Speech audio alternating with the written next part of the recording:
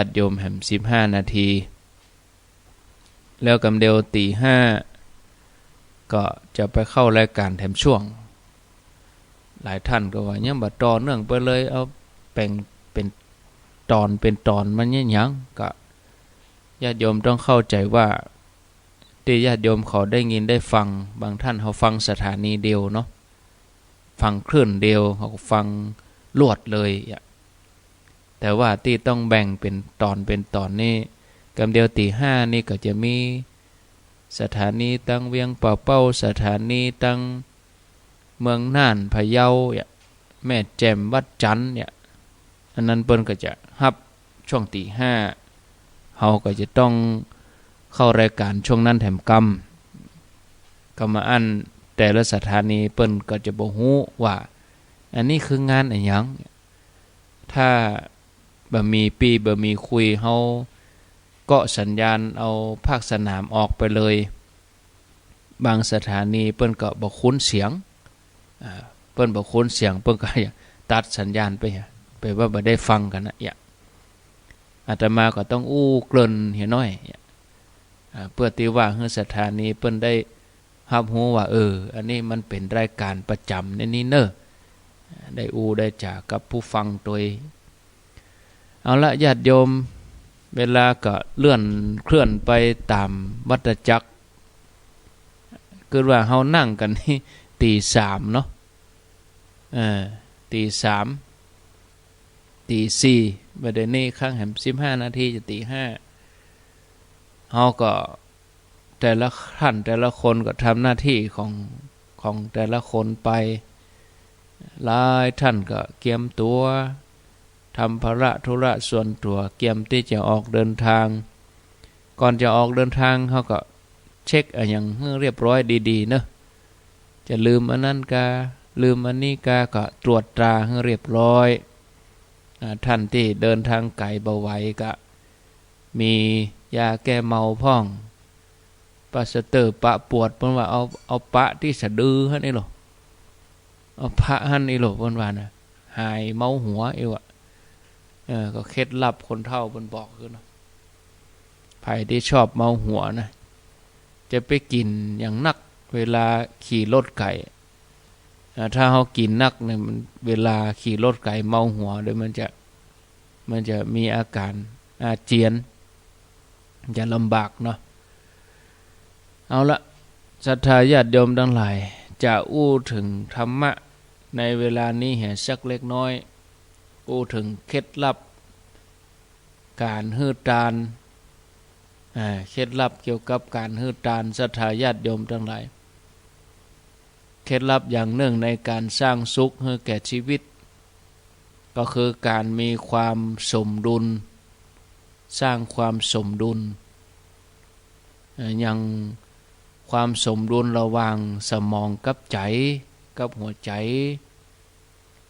เหตุผลกับความรู้สึกความสมดุลระหว่างชีวิตส่วนตัวกับชีวิตส่วนรวมสมดุลระหว่างงานกับการพักผ่อนแต่บ่มีอันยังที่จะเป็นเรื่องพื้นฐานนักเท่ากับความสมดุลระหว่างการรับกับการฮื้อหรือว่าการได้กับการเสียสละแล้วก็การฮื้อตานหายใจเข้าถ้าบ่ยอมออกก็เป็นว่าจะต้องตายสถานเดียวกินเข้าไปกินเข้านักบ่ยอมออกกำลังโรคต่างๆก็ถามหา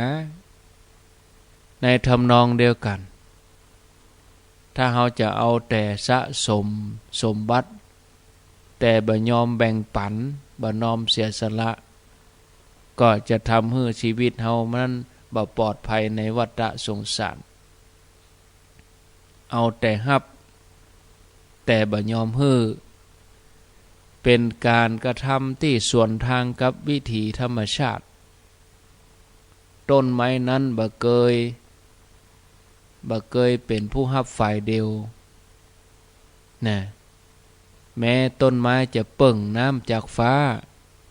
ดูดปุ๋ยจากดิน แต่ในเวลาเดียวกันก็คายน้ำออกมาคายออกซิเจนออกมาทำให้ฝนตกได้ต้นไม้ถ่ายใบเปลี่ยนใบละใบผลิใบก็ปิกมาเป็นปุ๋ยคืนสู่ดินไม่ใช่ว่ามีเตออีนะยังมีดอกมีหน่วยเป็นอาหารให้กับคนกับสัตว์บ่เจ้าแต่นั้นก็ยังเฮือห่มเฮือเงาแก่นาชีวิตได้อยู่ภายใต้ห่มเงาของต้นไม้เหมือนเดียวกันกับลำห้วยเมื่อได้รับน้ำจากม่อนดอยไหลลงมาบางทีต้นน้ำแต่เนี่ยบ่ใจใหญ่นะเอาไปแม่น้ำใหญ่ๆเนี่ยเอาไปต้นน้ำแต่เนี่ยก็คือน้ำมาจากต้นไม้ต่างๆที่เป็นคายน้ำแล้วมารวมเป็นหยดแต่ละหยดก็กลายเป็นน้ำแม่ไหลจากม่อนดอยภูเขาก็ส่งต่อมาถึงผืนแผ่นดินทั้งลุ่มเป็นทอดจนกลายเป็นลำธารแม่น้ำสายใหญ่หล่อเลี้ยงผู้คนใจประโยชน์นักมากมายบ่ว่าอุปโภคบริโภควิธีแห่งการฮับวิธีแห่งการฮื้อก็เหมือนเดียวกันญาติโยมมันต้องสมดุลกันนะการฮื้อนี่ทำให้เกิดความสอดคล้องกับหลักธรรมชาติที่โลกกำลังเป็นอยู่นี้ญาติโยมมนุษย์เฮาก็อย่างเดียวกันจะมีความสุขมีชีวิตที่เหมือนที่ธรรมชาติเปิ้นสร้างสรรค์ให้การเฮ้อนี่เป็นสิ่งสำคัญการเฮ้อในพระพุทธศาสนานั้นเปิ้นฮ้องว่าทานก็เลยเป็นธรรมะข้อต้นๆในพุทธศาสนาอยู่ในหลักบุญกิริยาวัตถุ3อย่างมีทานศีลแล้วก็ภาวนาในสังฆะวัตถุก็มีทานเป็นบทนำนะทานปิยวาจาอัฏฐจริยาสมานัตตาแม้แต่ทศพิธสัทธรรมก็มีทานเป็นเบื้องต้นนะทานเนี่ยคือชีวิตของเฮานั้นมีความสมดุลเพราะตั้งแต่เกิดมาถ้าเฮาเป็นผู้รับฝ่ายเดียวได้แต่ร่ำร้องเรียกร้องห้องหาตึงอาหารตึงของกินของเล่นตึงเงินตึงทองตึงเวลาตึงความฮักจากพี่น้องเพื่อพวกพ้องสังคมคนรอบข้างตลอดจนถึงเรียกร้องความรู้จากครูบาอาจารย์นะฉะนั้นเมื่อเฮาเติบใหญ่ขึ้นมาเฮาก็ควรที่จะเป็นผู้ที่หยิบยื่นให้เป็นผู้ที่เสียสละพ่องบ่ใช่เพื่อตอบแทนบุญคุณหรือว่าตอบแทนโลกต่ออันแต่ยังช่วยสร้างให้เฮามีความสุขแถมตัวญาติโยมทั้งหลายการรู้จักฮื้อนี่ช่วยปรับใจเฮาเนี่ยบ่ฮื้อใจของเฮากึดที่จะเอาฝ่ายเดียวจิตที่กึดจะฮื้อมันยิ่งใหญ่กว่าจิตที่กึดจะเอาจิตที่กึดจะเอานี่มันเป็นจิตที่มันเป็นทุกข์เนาะเนี่ยเฮาทั้งหลายเวลาไปแจกของเปิ้นเข้าแถวกันเนี่ยจิตที่กึดจะเอานี่เฮาต้องไปอยู่คนที่1แต่จิตที่คนที่เปิ้นจะฮื้อเนี่ยเปิ้นใครฮื้อทั่วหมดเลยครบทุกคนน่ะ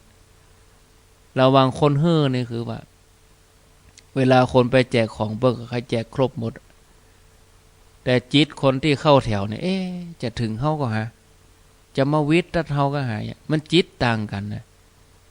ระวังจิตที่ผ่องใสกับจิตที่เศร้าหมองนะญาติโยมทั้งหลายจิตที่ก็จะเอานี่ถูกเผาผลาญด้วยกิเลสเผาลนด้วยความโลภเป็นอาจินก็จะต้องดิ้นรนไล่ล่า เสาะหาสิ่งต่างๆมาครอบครองบ่หยุดบ่หย่อนเมื่อได้มานักต่อใดก็ย่อมพอใจก็อยากได้เพิ่มแถมอยากจะหาความสุขแถมแต่ว่าวันซืนนี่หันข่าวหนังสือพิมพ์โยมคนหนึ่งถูกหวยหลายปีแล้วก็90 ล้านนี่วะ90ก็ว่า80 ล้านถูกหวยไปได้วางละผัวเลย ชาฟ้องยาจ้างยา50 ล้านปะโตแต่ว่าวันซืนนี่ออกข่าวสามีของเธอตายไปแล้วอะนี่ญาติโยมทั้งหลายเงิน50 ล้านนี่บ่ได้ใจเสี่ยงสักกรรมอะตายละไปเหรอนานอาตมาก็ว่าชีวิตคฤหัสถ์นี่เวลาทุกข์ยากนี่อยู่ด้วยกันเนาะกัดก้อนเกลือกินเนี่ยเนาะฉันและเธอนี่จะครองชีวิตอยู่ด้วยกันถือไม้เท้ายอดทองกระบองยอดเพชรมีอย่างจะกินกันไปเนาะบอกกองถูกหวยมานี่ละกันเลยว่าลายกู้แล้วนะญาติโยมเกิดไปเกิดมานี่อันนั้นเกิดจะฮื้ออันนั้นก็เกิดจะได้ฝ่ายเดียวแล้วแหวไปข้างทางก็เดี๋ยวจะหมดเวลาตี 5 ตี 4 กับ 56 นาทีแล้วศรัทธาญาติโยมการฮู้จักฮื้อช่วยปรับใจเฮาของเฮานี่นะบ่ฮื้อใจของเฮากึดจะเอาฝ่ายเดียวจิตที่กึดจะฮื้อมันเป็นจิตที่ยิ่งใหญ่อย่างเทียบญาติโยมว่าละคนไปแจกครัวกับคนที่ไปรับแจกการฮื้อนี่จะช่วยลดทอนความโลภบรรเทาความหันแก่ตัว